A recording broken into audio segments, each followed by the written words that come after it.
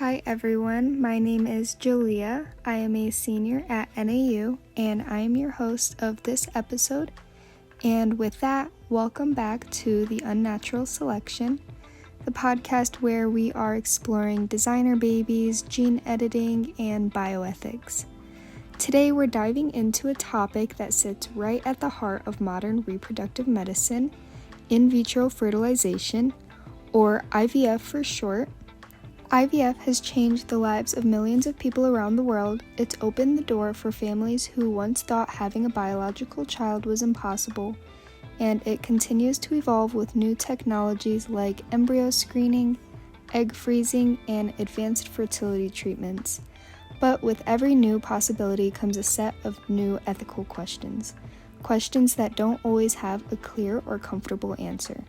So in this episode, we're going to examine IVF through the lens of 4 core principles of bioethics: autonomy, beneficence, non-maleficence, and justice.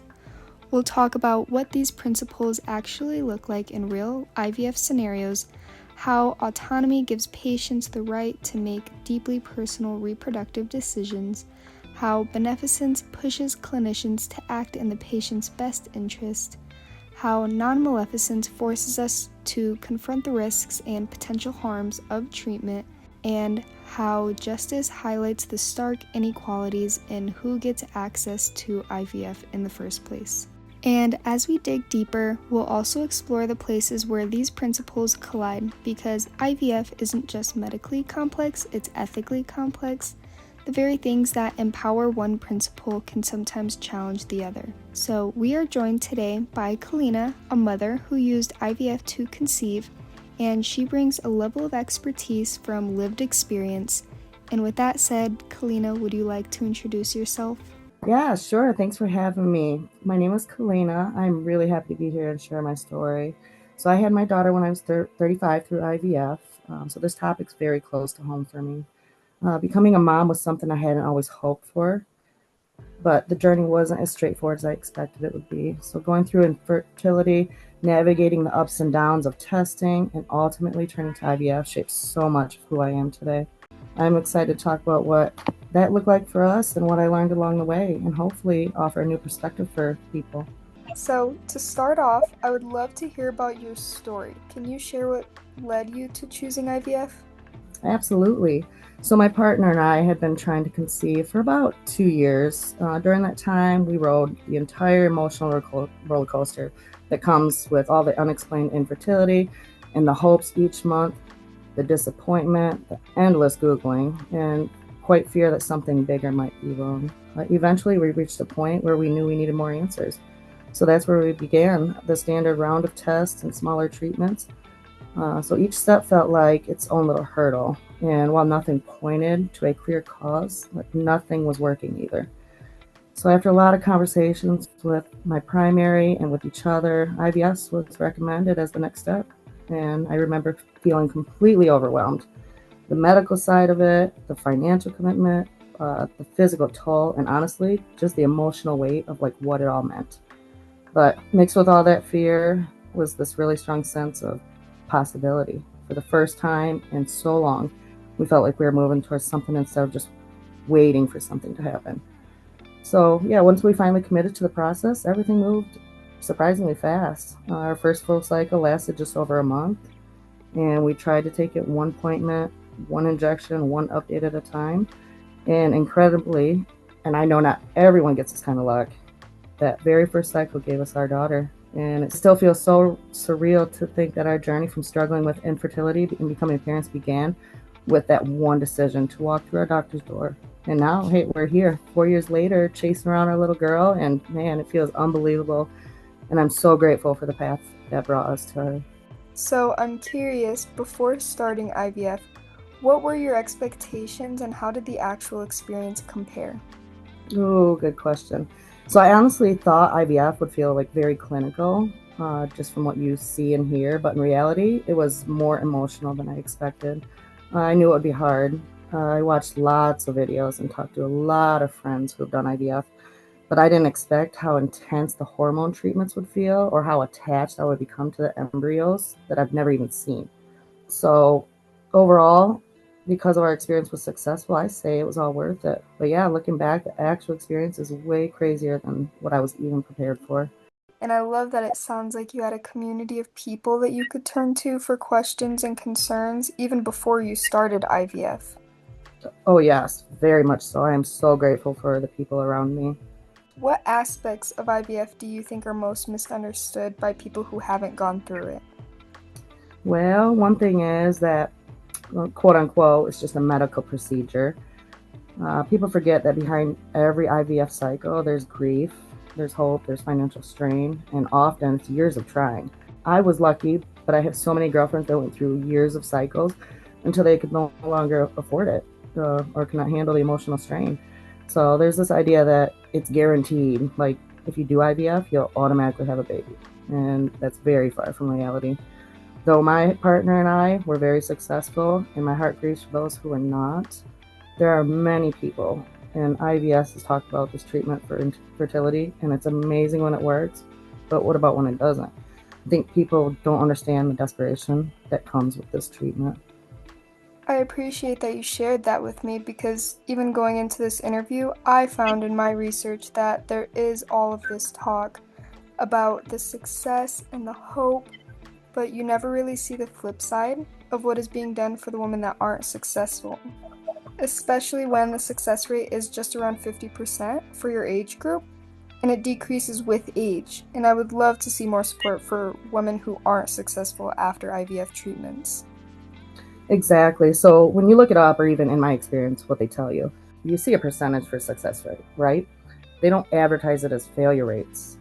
I think that's a great point, and even a possible way that clinics could promote beneficence or well being in all of their patients rather than just the ones that have success with the treatment. So, speaking of beneficence, that is one of the bioethical principles that I am excited to discuss today. So, I'm going to steer the conversation in more of an ethical direction now. So, when you were going through IVF, were ethical questions or concerns something that you or your partner thought about? Actually, no, not at first. I was just focused on becoming a mother. But when we got into embryo selections, some were not viable, and decisions about genetic testings, those questions surfaced really fast. So, in my experience, we chose to do the genetic testing because it was recommended due to like my age and my husband. He had some genetic disorders that were in his family. So suddenly we were making decisions we had never imagined. What does healthy mean?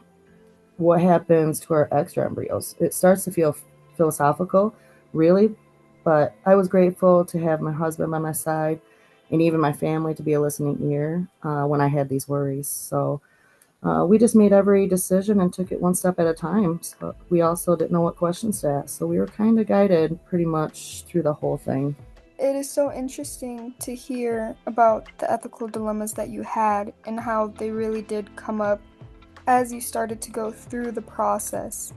And I feel like that could probably be a common experience for a lot of people who get IVF. So many people see IVF as routine today. Do you think that society underestimates the ethical weight of this process? Oh, yeah, definitely. IVF is more normalized now, but that doesn't mean it's simple. Like every step requires choices that carry the emotional and ethical weight, and that weight isn't visible to people who haven't lived in it. I was having to get this injection in my lower belly. It's called Menopur. They give you a shot, and I don't think anyone who has gone through this process will ever understand the actual pain and emotional journey that part is. Almost feels unnatural. Like all the medication injections, it starts to feel very unnatural and maybe not unethical, but that's where my mind really started to question like if these things were ethical, because at the end of the day, we just wanted to have a baby. But all the medical support makes you feel this isn't how it's supposed to be. In the long run, it was all worth it. But of course, society underestimates all of it. And I sort of feel like my husband went through the journey with me, and I still don't think he quite understands the emotional or mental strength that I needed to convince myself that it was okay to use IVF and it wasn't unnatural. Yeah, so I appreciate you being so vulnerable and sharing that. And it sounds like you did face ethical dilemmas, not necessarily with the ethical problems that we tend to think, right? But with the whole process itself feeling a bit unnatural. And of course, the technology that we have for treating infertility is life-changing, and I appreciate you sharing those feelings that you had. So, I am curious, did you personally face any ethical dilemmas around embryo selection, genetic testing, or even the decisions that you had to make about unused embryos? Yes, pretty much to all. We had 4 embryos, and 2 were chromosomally abnormal. And I remember the process being really thorough. We had an embryologist that we spoke to about which embryo was the healthiest, and that was their way of saying which ones would be most successful. They used our embryos for genetic testing to look for chromosomally abnormal embryos, and that's how we found out 2 of them were. So, as far as ethically goes, I think it's completely ethical to do genetic testing on embryos because that technology prevented us from having a baby with some sort of chromosomal abnormality. And the 2 that were healthy, we let the embryologist decide which one was healthier. And we just chose that embryo. And now that's our daughter.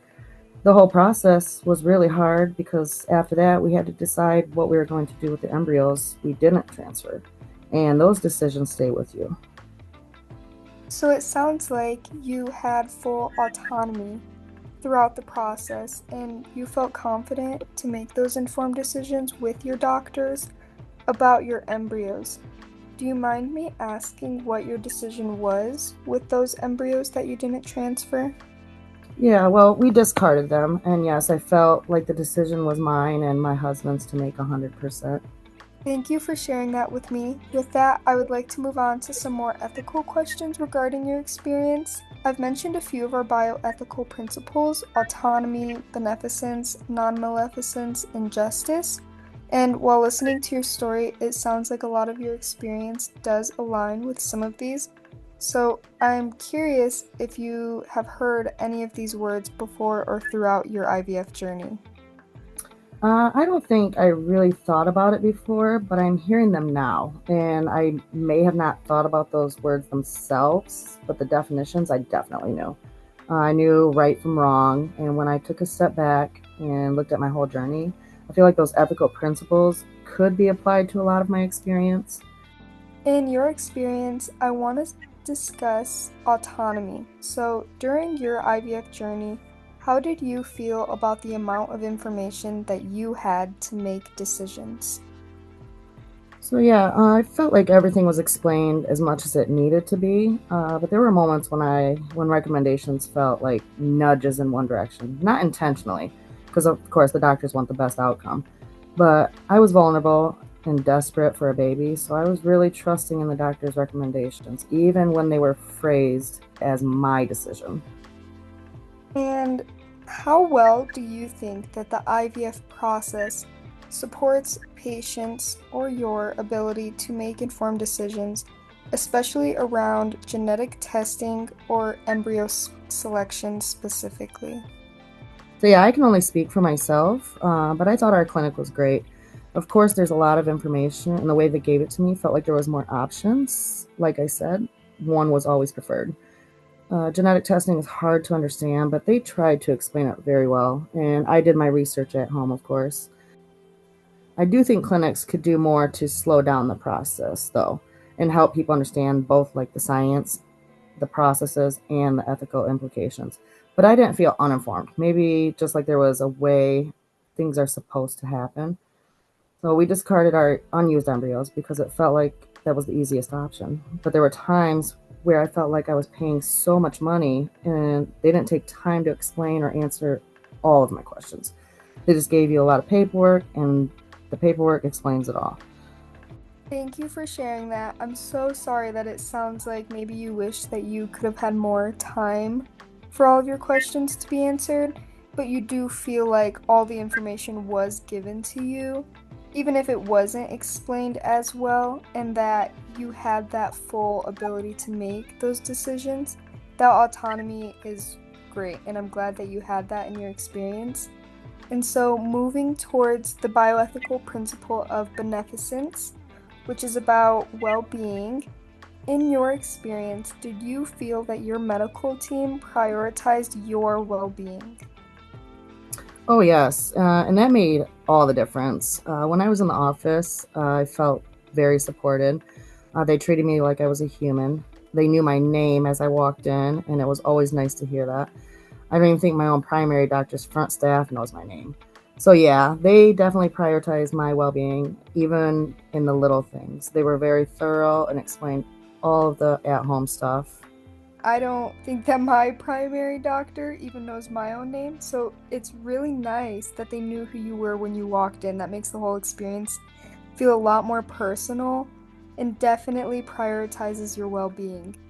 And so, do you think that gene editing technologies, an example of one is CRISPR, if used ethically, could increase beneficence, this idea of well being, by reducing suffering from genetic diseases? I do. Preventing genetic diseases would be an incredible use of that technology, but it can't be about creating better babies. It has to be about preventing suffering. I wouldn't want my baby to suffer. I mean, what mother would? Yeah, absolutely. And so, were there particular actions by your doctors that helped you feel like they were acting in your best interest or your future child's best interest? Oh, absolutely. I think the genetic testing was one way the doctors really were acting in the best interest of our family, especially my daughter's best interest. So, what I gather from what you're saying is that it is ethically acceptable to use embryo selection and gene editing technology and genetic testing when preventing serious diseases and treating infertility because these interventions are safe and they support the reproductive autonomy. But you feel that there are ethical questions raised when we are using embryo selection and gene editing with CRISPR and genetic testing to make designer babies that chooses traits for preferences or enhanced ability and ultimately poses unknown harm for the future and unknown consequences towards an inequality gap. Yeah, exactly. And I think once we start selecting for traits, that definitely goes beyond health. We risk shifting the purpose of these technologies from helping families to shaping people. That's where I worry the ethical balance tips and where society could end up facing consequences we are not prepared to handle, not creating new ethical problems in the face of old ones. Absolutely. And so, speaking of those inequalities, I want to discuss how justice, which in healthcare really describes a fair distribution of resources, it protects resource allocation and treatment from discrimination, and it also discusses equitable and equal access. How do you think issues of justice come into play when only some people can afford IVF or genetic testing? Yeah, so this is the hardest part. IVF shouldn't be a luxury. This creates a world where only certain families get access to these choices. I am grateful for my access to IVF, and I'm grateful that my husband and I had that financial freedom to be able to afford it because insurance companies don't see this as something that's necessary. I think there's a lot of women out here that deserve this treatment but can't afford it. So of course it is a justice issue. But what isn't expensive medically these days? I mean, a hospital bill alone for the delivery was insane. We are living in a country where all healthcare is expensive, and this is a huge issue. I completely agree with you. Healthcare in our country is so expensive, and insurance doesn't cover a lot of things that it probably should. And so, based on your experience, what changes would you like to see made in reproductive technologies like IVF, genetic testing, CRISPR, to make it more equitable? Yeah, so insurance coverage should be a standard, and clinics should offer payment plans. My husband and I had to put basically all of our treatment on an HSA card and everything else on a credit card. And I understand not everybody has that ability to do so. So it would have been so much more convenient to have our insurance cover at least a portion of the IVF, or if the clinics offered a payment plan. I think those two things you mentioned, insurance coverage and payment plans, would absolutely change reproductive technology being more equitable. And so, moving into our next bioethical principle of non-maleficence, this really discusses the idea of do no harm, which you hear a lot in medicine. And so, when it comes to embryo selection and gene editing, where do you think the line is between preventing harm and risking new types of harm? Yeah, so for me, I think the line is safety and necessity. Preventing a life-threatening disease is one thing. Editing for preferences, I mean, that crosses a line and just doesn't feel right. Socially and biologically, we shouldn't create new ethical problems in the name of solving old ones. I wanted a child after struggling with infertility, but I don't think this should be used for anything other than that. Infertility is an issue in our world, and I hope this treatment doesn't become abused. And so, were there risks or potential harms that you worried about during the IVF process? And how did your doctors address those concerns? Oh, absolutely. So the risk weighed on me more than I expected. I definitely worried about ovarian hyperstimulation syndrome because I've heard stories of women feeling extremely sick from the medications. I was also nervous about the emotional toll, the what ifs, and the fear of failure, the fear of miscarriage after everything we went through. Even the idea of anesthesia for the egg retrieval gave me extreme anxiety. What did help was that my care team never brushed off any of my concerns. They explained every step of the process in plain language, told me what symptoms to watch for, and adjusted my medication protocol so it was as gentle as possible. They checked in often, not just physically, but emotionally. It felt like having a small little village carrying me through something I didn't have to pretend to be brave for. So their reassurance didn't erase the risks, but it definitely helped me feel prepared, supported, and really safe. That's amazing that they were able to do that for you. And so, if you could set the ethical guidelines for IVF clinics, what bioethical principle do you believe should be prioritized? And I can repeat those for you if you need. No, I think so. For me, it would be autonomy paired with transparent compassion. People going through IVF deserve full, honest information about success rates, costs, risks, alternatives, without pressure or sugarcoating it. But transparency should never come at their cost of empathy. When you're vulnerable and longing for a child, you need to feel like the clinic sees you as a person, not just another case number. So, it sounds like autonomy and beneficence, so informed decisions and the well being of the patient, are really two things that are important to you. That's about it for all the questions I have. And Kalina, I want to thank you for being so vulnerable and honest and open with us about your experience.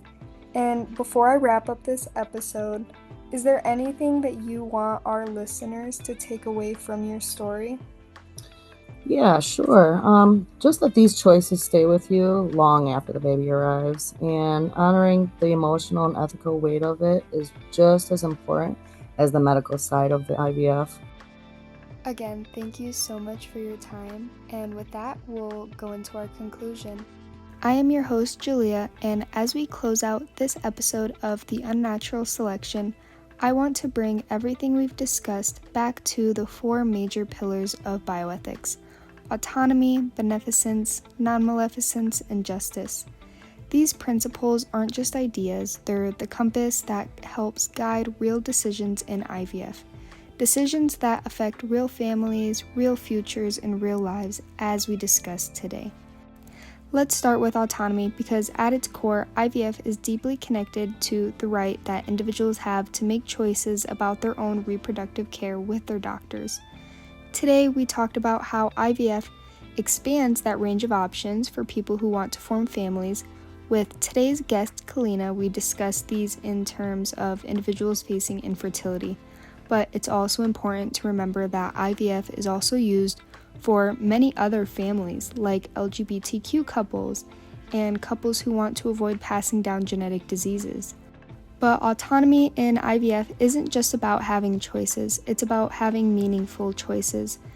That means patients must have access to clear information, emotional support, and the freedom to make decisions without pressure from doctors, society, and moral expectations. Whether someone chooses to undergo IVF, freeze embryos, donate them, or discontinue treatment, respecting autonomy means respecting their right to decide what aligns with their values, beliefs, and life circumstances. Next, the principle of beneficence, the principle of doing good and promoting the well-being of patients. IVF clinics and healthcare providers are constantly navigating this principle. Beneficence pushes us to ask, how can we improve outcomes? How can we support patients not just medically, but holistically and even mentally? And how can we ensure that every decision in the IVF process is made with the intention of helping individuals and families thrive? Beneficence reminds us that the purpose of reproductive technology is not simply to create embryos or transfer them, it's to support people in building the lives and families that they long for. We saw this firsthand today with Kalina's experience, and she represents just one of so many families.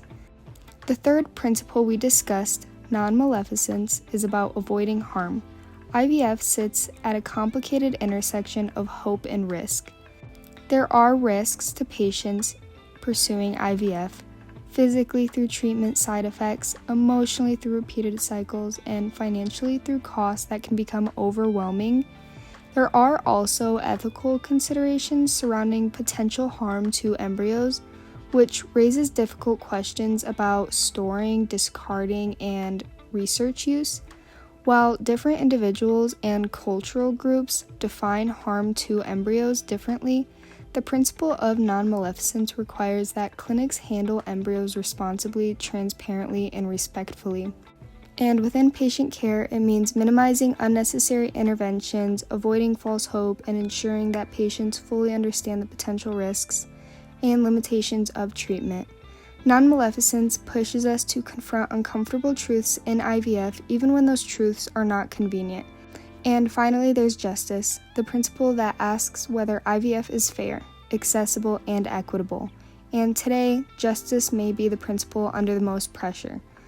We explored how IVF is still financially out of reach for many people, how insurance coverage varies dramatically by where you live and your employer, or even if at all, and how socioeconomic status can determine who gets to pursue biological parenthood through IVF.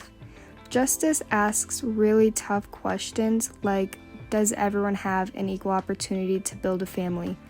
Are we reinforcing inequality by making IVF accessible only to the privileged? Are there groups, racial, economic, geographic, who are systematically excluded from reproductive technologies like IVF and genetic testing? Justice also applies to how resources are allocated, how research is conducted, and how society decides which kinds of families it supports. Without justice, IVF becomes not a tool for empowerment, but a mirror reflecting the inequalities that already exist in our healthcare system. Together, these four principles, autonomy, beneficence, non-maleficence, and justice, give us a framework for evaluating not just the science of IVF, but the humanity of it. They remind us that behind every embryo, behind every cycle, and behind every decision, there is a person or a family navigating one of the most personal experiences of their lives. It's also important to acknowledge that these four bioethical principles don't always align. In fact, IVF is one of those areas where they often pull in different directions, creating real ethical tension for patients, doctors, and society. Take autonomy and non-maleficence. For example, patients may choose with full autonomy to pursue multiple IVF cycles, genetically screen embryos, or transfer more than one embryo at a time. But even when someone wants to make a particular choice, clinicians still have the ethical obligation to avoid causing harm. So what happens when a patient wants a treatment plan that increases risk, or when a doctor believes a patient's preferred choice has a low chance of success? Respecting autonomy means honoring the patient's wishes, Non-maleficence means protecting them from unnecessary harm. IVF forces us to negotiate that tension constantly. We also see conflict between beneficence and justice. Clinicians want to do what's best for each individual patient, offering the highest quality of care, the most advanced technology, and the best possible chance of pregnancy, so success. But justice asks us to consider fairness across the entire system. If the most beneficial treatments are only accessible to people who can afford them, then beneficence for some becomes injustice for many. So we're left with a difficult question: how do we balance what's best for one person with what's fair for everyone? And with the personal experience that we learned today and those reflections in mind, I want to thank our guest Kalina once again for her personal experience, which is so valuable to the ethical discussion regarding IVF. And with that, this is the end of our episode today. My name is Julia, and thank you for listening. I hope you learned something new, and I urge you to listen to our other episodes where we are discussing the past and future applications of bioethical principles to designer babies and gene editing.